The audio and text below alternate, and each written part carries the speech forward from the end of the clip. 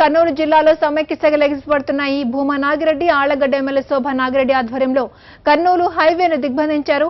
అక్కడ శోభా నాగిరెడ్డి మాట్లాడుతున్నారు. ఇప్పుడు లైవ్ చూద్దాం. రోడ్డెక్కి ధర్నాలు చేసినటువంటి పరిస్థితి లేదు. అన్ని ప్రాంతాల వాళ్ళను సమానంగా చూసుకున్నారు. అన్ని ప్రాంతాల వాళ్ళను సమానంగా అభివృద్ధి చేశారు. అందుకే ఆ రోజు చంద్రబాబు నాయుడు గారు తెలంగాణకు అనుకూలం అని చెప్పి 2009 ఎన్నికల్లో గులాబీ కండువా వేసుకొని ఎన్నికలకు పోయినా కమ్యూనిస్టు పార్టీలన్నీ కూడా మరి తెలంగాణకు మద్దతుగా ఒక దొంగ కూటమి మహాకూటమి అని చెప్పి ఏర్పాటు చేసుకున్నా తెలంగాణ ప్రజలు కూడా చంద్రబాబు నాయుడు తెలంగాణకు అనుకూలం అన్నా కూడా చంద్రబాబు నాయుడిని నమ్మలేదు. ఆ రోజు తెలంగాణ ప్రజలు కూడా వైఎస్ రాజశేఖర రెడ్డి గారిని నమ్మారు. అత్యధికమైనటువంటి సీట్లు తెలంగాణలో ఇచ్చారు రాజశేఖర రెడ్డి గారికి. ఆ వ్యక్తి చనిపోయిన తర్వాత ఈ రోజు ఈ రాష్ట్రమే దిక్కులేందైపోయింది.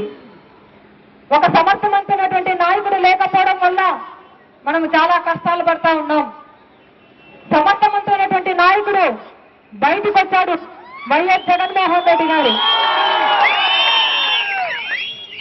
జగన్మోహన్ రెడ్డి గారికి ఉన్నటువంటి ప్రజాదరణ చూసి భయపడిపోయి ఆయన బయట ఉంటే మనకు భవిష్యత్తు లేదని చెప్పి ఈ రోజు రెండు పార్టీలు కూడా చంద్రబాబు నాయుడు గారు కానీ కాంగ్రెస్ పార్టీ కానీ ఇద్దరు కుమ్మక్కై ఒక్క వ్యక్తిని రాజకీయంగా ఎదుర్కోలేక ఆయనను బయట లోపల పెట్టి ఈ రోజు రాజకీయ డ్రామా ఆడుతూ ఉన్నారు. చంద్రబాబు నాయుడు గారు కిరణ్ కుమార్ రెడ్డి గారు అనుకున్నారు జగన్మోహన్ రెడ్డి గారిని లోపల పెడితే ఇంకా మన ఇష్టము ఈ రాష్ట్రాన్ని మనం ఏ విధంగా ఏలుకోవచ్చని.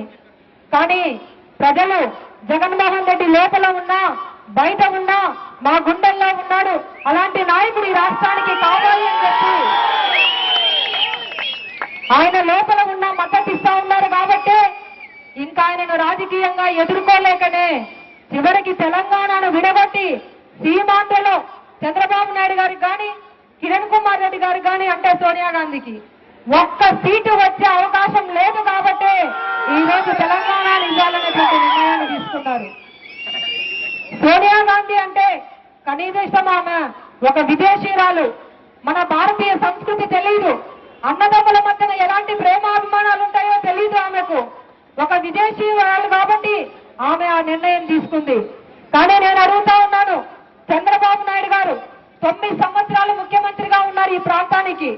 రాయలసీమకు సంబంధించినటువంటి వ్యక్తి నీకు 9 సంవత్సరాలు ముఖ్యమంత్రిగా ఉండడానికి ఈ రాష్ట్ర ప్రజలు అవకాశం ఇస్తే మీరు ఏం చేశారు? ప్రధాన ప్రతిపక్ష నాయకుడిగా ఉన్న చంద్రబాబు నాయుడు గారు అని చెప్పి అడుగుతా ఉన్నాను. తెలంగాణ ఇచ్చుకోండి, నాకేమీ ఇబ్బంది లేదని చెప్పి ఒక బ్లాంక్ చెక్కు అంటే ఒక ఎంటీ చెక్కు మీద సంతకం పెట్టినట్లు చంద్రబాబు నాయుడు ఒక లేఖ రాశాడు సోనియా గాంధీకి. మా తెలుగుదేశం పార్టీకి ఏమీ ఇబ్బంది లేదు, మేము మద్దతు ఇస్తా ఉన్నాం తెలంగాణకు, మీ ఇష్టం వచ్చినట్లు చేసుకోండి అని చెప్పి ఒక లేఖ చంద్రబాబు నాయుడు గారు ఇచ్చారు. అదేవిధంగా మరి కిరణ్ కుమార్ రెడ్డి గారు ఈ రాయలసీమ ప్రాంతం నుంచి ముఖ్యమంత్రిగా ఉన్నారు. మీకు బాధ్యత లేదా? గంగిరెద్దు లాగా సోనియా గాంధీ చెప్పిన దానికి తల ఊపి రావడానికే మీకు పదవులు ఇచ్చింది ఈ ప్రాంత ప్రజలని చెప్పి అడుగుతా ఉన్నాను. ఈరోజు వీళ్ళిద్దరి వల్లనే తెలంగాణను ఇవ్వడానికి ధైర్యం చేసింది సోనియా గాంధీ.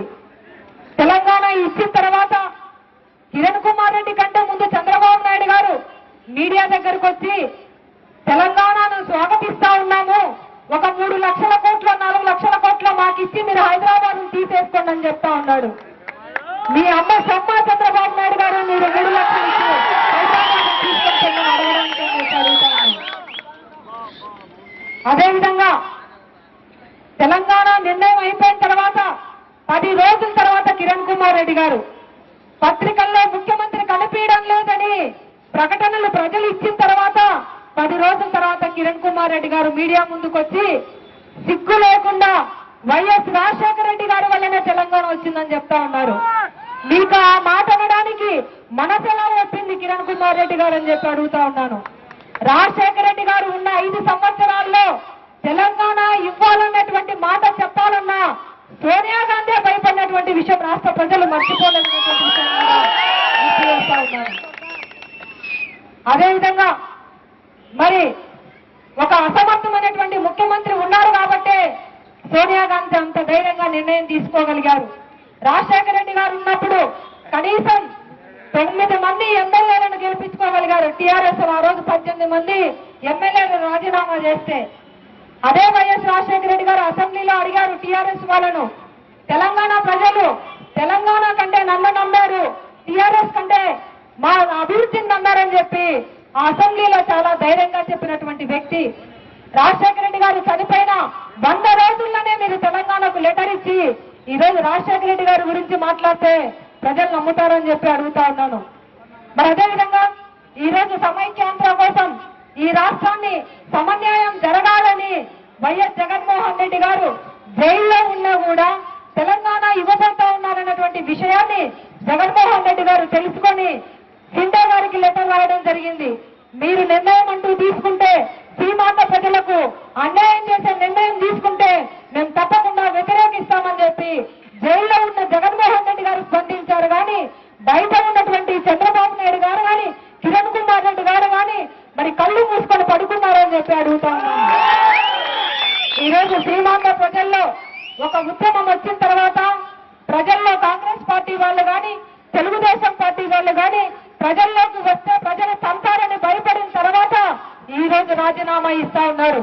అదే మీరు మాలాగనే మేము ఆ రోజు నిర్ణయం రాకముందే రాజీనామా ఇచ్చాము జగన్మోహన్ రెడ్డి గారు చెప్తే, మరి మీరు కూడా అదే రోజు అప్పుడే రాజీనామా ఇచ్చింటే సోనియా గాంధీ గారు ఇంత ధైర్యం చేసి ఉండే వల్ల ఈ నిర్ణయం తీసుకోవడానికి అని చెప్పి అడుగుతా ఉన్నాను. మీరు ఇచ్చినటువంటి రాజీనామాలు కేవలం డ్రామాలు కాదని చెప్పి మరి మిమ్మల్ని అడుగుతా ఉన్నాను. ప్రజలు మీది డ్రామాలు మేము తెలుసుకున్నారు కాబట్టి ఈ రోజు మిమ్మల్ని ప్రజలు తరిమి కొడతా ఉన్నారని చెప్పి కూడా ఈ సందర్భంగా తెలియజేస్తా ఉన్నాను. ఏది ఏమైనా ఈ రోజు వైఎస్ విజయమ్మ గారు రాజీనామా ఇచ్చారు. సీమాంధ్ర ప్రజలకు న్యాయం జరగాలి, సమన్వయం జరిగేంత వరకు వైఎస్ఆర్ కాంగ్రెస్ పార్టీ పోరాడుతుందని. జైల్లో ఉన్నటువంటి జగన్మోహన్ రెడ్డి గారు రాజీనామా ఇచ్చారు. సమన్వయం జరిగేంత వరకు రాజీ లేని పోరాటం చేస్తామని చెప్పి బయట ఉన్నటువంటి చంద్రబాబు నాయుడు గారు ఎందుకు రాజీనామా ఇవ్వరని చెప్పి నేను అడుగుతా ఉన్నాను. అదేవిధంగా బయట ఉన్నటువంటి కిరణ్ కుమార్ రెడ్డి గారు ముఖ్యమంత్రిగా ఉన్నారు. కిరణ్ కుమార్ రెడ్డి గారు కాంగ్రెస్ పార్టీ ఎమ్మెల్యేలు ఉన్నారు, మంత్రులు ఉన్నారు, కేంద్ర మంత్రులు ఉన్నారు, ఎంపీలు ఉన్నారు. మీరంతా రాజీనామా ఇచ్చి ఈ కాంగ్రెస్ పార్టీని పడగొడితే సోనియా గాంధీ ఎక్కడ ఇవ్వగలదు, ఆ ధైర్యం మీరు ఎందుకు చేయలేకపోతా ఉన్నారు అని చెప్పి అడుగుతా ఉన్నాను. మీకు ఈ రోజు తెలుగు వారి ఆత్మ గౌరవాన్ని ఢిల్లీలో తాకట్టు పెట్టారు చంద్రబాబు నాయుడు గారు, కిరణ్ కుమార్ రెడ్డి గారు. మిమ్మల్ని నేను ఒకటే కోరుతా ఉన్నాను, ఈ 2 పార్టీలకు తగిన బుద్ధి చెప్పాల్సినటువంటి అవసరం ఉంది. మరి ఈ రోజు వాళ్ళు ప్రజల్లోకి రావాలంటే కూడా మనందరం కూడా ప్రశ్నించాలి. కిరణ్ కుమార్ రెడ్డి గారిని ముఖ్యమంత్రిగా రాజీనామా చేసి ప్రజల్లోకి రమ్మని కాంగ్రెస్ పార్టీ వాళ్ళను నిలదీయాలి. అదేవిధంగా చంద్రబాబు నాయుడు గారిని రాజీనామా చేసి ప్రజల్లోకి రావాలి. సీమాంధ్ర ప్రజలకు న్యాయం జరగడానికి నువ్వు ముందుకు రాకపోతే నిన్ను ప్రజలు తిరగడానికి అవకాశం లేకుండా తరిమి ఈ 2 పార్టీలను కొడతారని చెప్పి కూడా ఈ సందర్భంగా మనం ఈ సమైక్య ఉద్యమం ద్వారా గట్టిగా తెలియజేయాలి. ఈ ఇద్దరు నాయకులు రాజీనామా చేసేంత వరకు మనం వారి మీద ఒత్తిడి తీసుకురావడానికి గట్టి ప్రయత్నం చేయాలని చెప్పి కూడా ఈ సందర్భంగా కోరుకుంటూ, ఏది ఏమైనా మరి ఈ రోజు ఆళ్లగడ్డలో సహజంగా మన ఆళ్లగడ్డ ప్రాంతంలో ధర్నాలు బండులు అంటే ఎప్పుడు కూడా ఇలా స్వచ్ఛందంగా ముందుకు వచ్చినటువంటి పరిస్థితి లేదు. ఆళ్లగడ్డలోనే కాదు రాష్ట్రంలో కూడా ఏదో ఒక రాజకీయ పార్టీలు చేస్తే ప్రజలు కార్యకర్తలు వచ్చేవాళ్ళు. కానీ ఇప్పుడు ప్రజలు ముందుకు వస్తా ఉంటే రాజకీయ నాయకులు ప్రజలంతా నడవాల్సినటువంటి పరిస్థితి వస్తా ఉంది. మీలో ఇలాంటి స్పందన వచ్చినందుకు మనస్ఫూర్తిగా అభినందిస్తా ఉన్నాను. మనము స్పందించకపోతే ఈ రోజు అన్ని ప్రాంతాల కంటే ఎక్కువగా నష్టపోయింది రాయలసీమ ప్రాంతము. గతంలో రాజకీయ నాయకుల నిర్లక్ష్యం వల్ల చాలా నష్టపోయినాము.